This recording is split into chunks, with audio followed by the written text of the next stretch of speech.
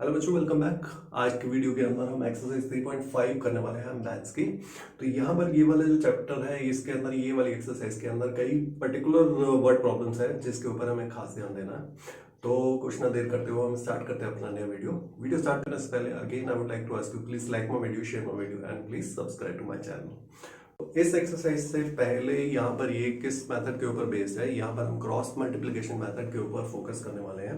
तो cross multiplication method कैसा होता है वो मैं आपको सजेस्ट करूंगा कि आप पेज नंबर 60 पर एक बार जरूर देख लें और उसके बाद एग्जाम्पल 15 और एग्जाम्पल 16 के ऊपर जरूर ध्यान दें। एक बार उसको ध्यान से देखेंगे क्योंकि एग्जाम्पल 15 और 16 के बेसिस पर ही हमारे कुछ क्वेश्चन बनने वाले हैं। तो स्टार्ट करते हैं अपना नया वीडियो। स्टार्ट करते हैं हम एक्सरसाइज 3.5। फर्स्ट क्वेश्चन है। फर्स्ट क्वेश्चन के ऊपर अगर हम ध्यान दें तो वहां पर ये बोला है कि आपको फाइंड करना है कि वो यूनिक सॉल्यूशन है, इनफाइनाइटली मेनी सॉल्यूशंस है या नो सॉल्यूशंस है। तो अगर मैं इसके अंदर हम फाइंड करते हैं तो आप देखेंगे कि जो फर्स्ट क्वेश्चन है उसके अंदर आपका वो पैरेलल है, ठीक है। तो वहां पर आपका नो सॉल्यूशन है। ये आप कैसे फाइंड करेंगे, a1 by a2 is equal to b1 by b2 but not equal to c1 by c2। तो आप वैल्यूज डालेंगे आपको पता लग जाएगा। तो फर्स्ट के अंदर आपका कोई सोल्यूशन नहीं है, ठीक है। बट थर्ड के ऊपर अगर मैं आता हूँ तो यहाँ पर आप देखेंगे कि यहाँ पर आपके इनफाइनाइटली मैनी सॉल्यूशंस होने वाले हैं because a1 by a2 is equal to b1 by b2 equal to c1 by c2, ठीक है। तो सेकेंड वाले के अंदर आप देखेंगे तो वहां पर आपका a1 by a2 is not equal to b1 by b2, तो वहां पर आपका यूनिक सॉल्यूशन बनने वाला है। तो हमें किन चीजों के ऊपर ध्यान देना है? पहली बात तो ये कि ये हमारा पैरेलल है, यहाँ पर ये हमारा कंसिस्टेंट पेयर है बट ये हमारा इनफाइनाइटली मैनी सॉल्यूशंस है। सिर्फ हमारा यूनिक सॉल्यूशंस हमारा थर्ड केस के अंदर बनता है, ठीक है। तो इनके बेसिस के ऊपर आप फाइंड करेंगे पहले यूनिक सॉल्यूशन है, इनफाइनाइटली या नहीं है, और उसके बाद फिर आप इसको सॉल्व करेंगे क्वेश्चन 1 को। फिर हम आते हैं क्वेश्चन 2 के फर्स्ट पार्ट के ऊपर। यहाँ पर आप देखेंगे कि ए एंड बी हमें इस तरीके से फाइंड करना है कि इनफाइनाइट नंबर ऑफ सॉल्यूशंस हो। इनफाइनाइट नंबर ऑफ सॉल्यूशंस हमारे कब बनते हैं?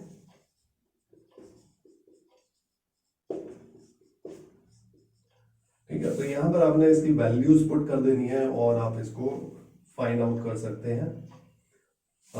मैं सजेस्ट करूंगा कि जब भी आपकी ये इक्वेशंस आपकी बन रही हैं तो वहां पर आप a1 a2 b1 b2 c1 c2 यहाँ पर साइड में लिख लिया कीजिए ताकि आपको इसको सॉल्व करने में आसानी रहे। चलो बच्चों, हम सेकंड के सेकंड पार्ट के ऊपर आते हैं। यहाँ पर मैंने दोनों इक्वेशन लिख दी हुई हैं। ये इक्वेशन मेरी 1 है और ये मेरी इक्वेशन 2 है, ठीक है। तो यहाँ पर मैं आपको एक टिप देना चाहूंगा। यहाँ पर जो है हमेशा हम जो C1 है उसको लेफ्ट हैंड साइड रखें। यहाँ पर आप इक्वल टू 0 रखना है। तो यहाँ पर मैं क्या करता हूँ, 1 को लेफ्ट हैंड साइड पे ले आता हूँ जैसे मैंने यहाँ किया, और यहाँ पर भी मैंने जैसे 2k प्लस 1 को on the left hand side लेकर आएगा, ठीक है। तो अब मैं इसके अंदर हमें करना क्या है, इसके अंदर हमें कुछ इस तरीके से k की वैल्यू फाइंड करनी है कि जहां पर हमारा नो सोल्यूशन हो। तो नो सोल्यूशन आपको पता है a1 by a2 is equal to b1 by b2 not equal to c1 by c2। तो यहाँ पर हम c1 बाई c2 को इग्नोर कर सकते हैं क्योंकि यहाँ से हमारा कोई सॉल्व होने वाली बात नहीं है। तो मैं यहाँ पर वैल्यूज रख देता हूँ। अब मैंने बच्चों यहाँ पर जो है, अब आप देख रहे हैं यहाँ पर मैंने वैल्यूज डाल दी है। यहाँ पर सीधा इसको क्रॉस मल्टीप्लाई कर देंगे और आपकी k की वैल्यू आ जाएगी, ठीक है। हमारे वर्ड प्रॉब्लम्स है इसके ऊपर हम थोड़ा सा कंसंट्रेट कर लेते हैं क्योंकि यहाँ पर ये वर्ड प्रॉब्लम्स के ऊपर बच्चों को थोड़ी सी दिक्कत आती है।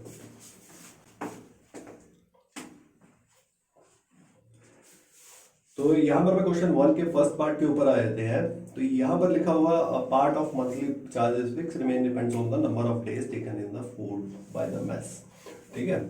तो हमारे फिक्स चार्जेस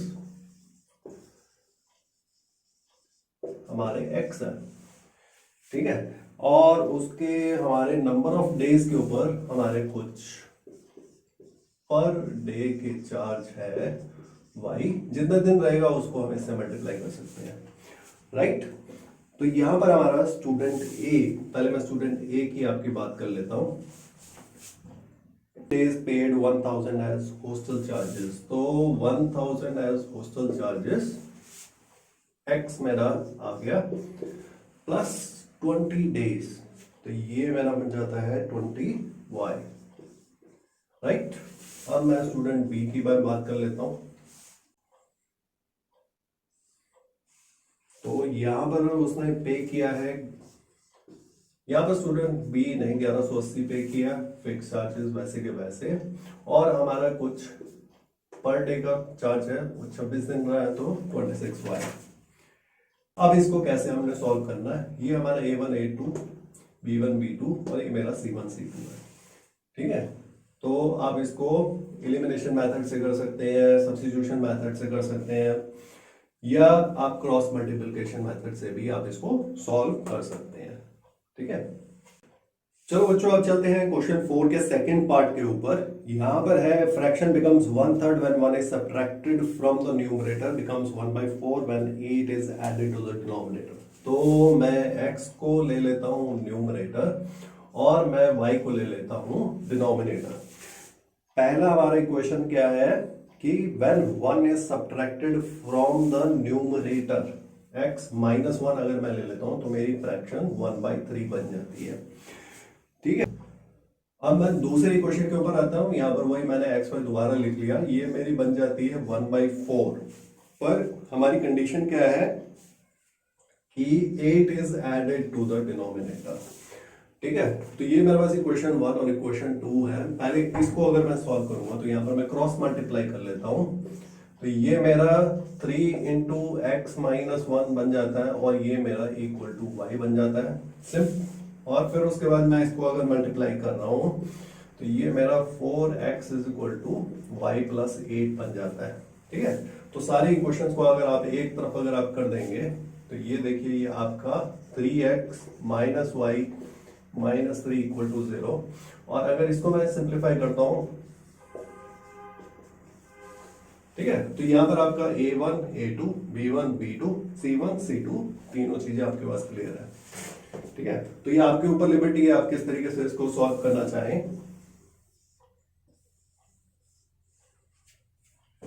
तो आई होप ये दोनों इक्वेशंस आपको क्लियर हो गई होंगी। चलो बच्चों फोर्थ के थर्ड पार्ट के ऊपर आते हैं। यहाँ पर देखते हैं ये यश है, वो एक टेस्ट के अंदर जाता है और वहां पर उसने कुछ मार्क्स, तो कुछ जो क्वेश्चंस है वो राइट मार्क किए हैं और जो कुछ क्वेश्चंस हैं उनको रॉन्ग किया। तो मैं उसको एज्यूम कर लेता हूँ कि x राइट है और जो y है वो रॉन्ग क्वेश्चंस है। ठीक है, तो मार्किंग स्कीम के ऊपर आ जाते हैं। हर एक राइट के ऊपर उसको 3 मार्क्स मिलते हैं, तो 3 इंटू राइट। ठीक है, बट जो रॉन्ग है उसमें उसके -1 मार्क हो जाता है, तो मैंने -1y ले लिया और उसके जो टोटल मार्क्स आते हैं इस केस के अंदर 40 मार्क्स आए हैं। ठीक है, अब उन्होंने बोला है कि अगर इन केस 4 मार्क्स मिलते फॉर द राइट और 2 सब्ट्रैक्ट होते फॉर एवरी रॉन्ग क्वेश्चन, तो उसका आंसर 50, तो उसके जो मार्क्स थे वो 50 आने थे। तो हमारी क्वेश्चन कुछ ऐसे बन जाती है। आप इसको on the left hand side ला सकते हैं, 50 को भी on the left hand side ला सकते हैं। तो हमारा ये A1 B1 C1 A2 B2 and C2। ठीक है, तो आपको इसके अंदर सॉल्व करने के अंदर कोई दिक्कत नहीं आएगी।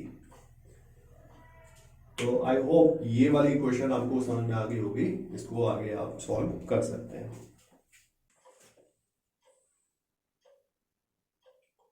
अब बच्चों हम क्वेश्चन 4 के फोर्थ पार्ट के ऊपर आते हैं।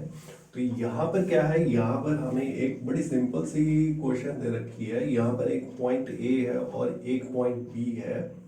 तो यहाँ पर इन दोनों का जो डिस्टेंस है वो हमारा 100 किलोमीटर दे रखा है। तो जो कार A है वो हम एज्यूम कर लेते हैं कि x किलोमीटर पर आवर की स्पीड से जा रही है और जो B है वो हमारा 5 किलोमीटर पर आवर की स्पीड से जा रही है। ठीक है, तो यहाँ पर क्या होता है कि अगर वो दोनों एक तरफ आ रहे हैं तो 1 घंटे में वो मिल लेते हैं। अब हमें पता है कि distance is equal to speed into time. ठीक है, तो अगर एक A है तो 1 घंटे में x किलोमीटर चलेगी और जो B है वो 1 घंटे में y किलोमीटर चलेगी। ठीक है, तो हमारा x प्लस y मेरा कितना हो जाएगा 100। ठीक है, अब हम चलते हैं दूसरी स्टेट की तरफ। जब ये दोनों सेम डायरेक्शन में जा रहे हैं तो ये 5 घंटे में मिल लेते हैं। तो A जो है वो हमारा x की स्पीड से 5 घंटे में कितना डिस्टेंस कवर करेगा, 5x। और जो b है वो हमारा y की स्पीड से 5 घंटे में 5y। ठीक है, तो पहले मैं b की ले लेता हूं, तो एज्यूम करते हैं ये मेरा 5y है। ठीक है, अब जो a है वो 5 घंटे में यहां पर आके इसको मिलता है, तो इसको मैं 5x ले लेता हूं। ठीक है, तो 5x किसके बराबर है, 5x है 100 प्लस 5y।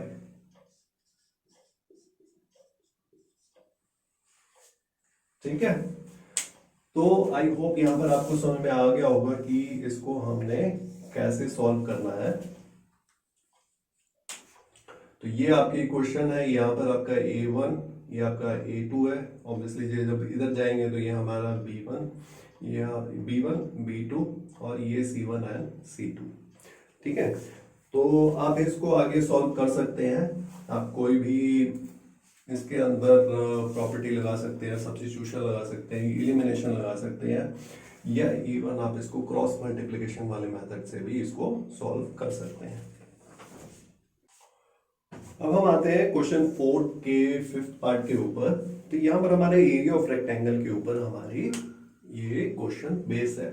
तो मैंने यहाँ पर पहले लिख दिया है एरिया ऑफ रेक्टेंगल जो हमारा L इंटू बी होता है, where L is length and B is breadth. अब हम देखते हैं कि यहाँ पर हमारी इक्वेशन कैसे बनेगी।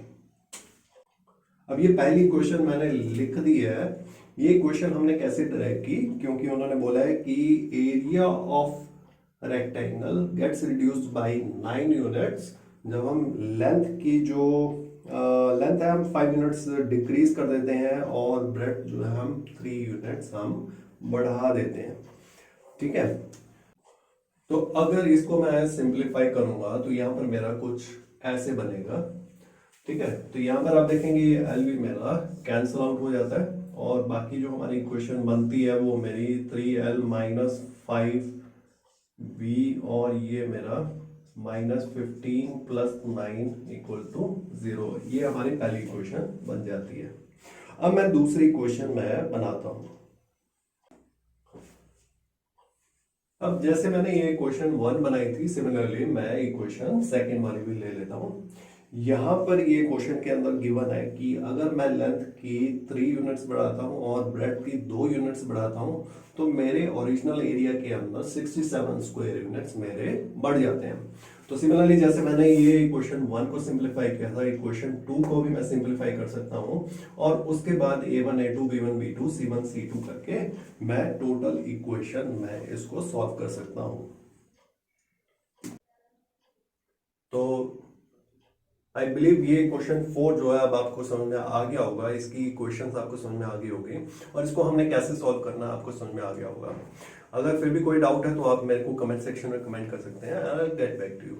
Thank you for watching my video. Thank you once again.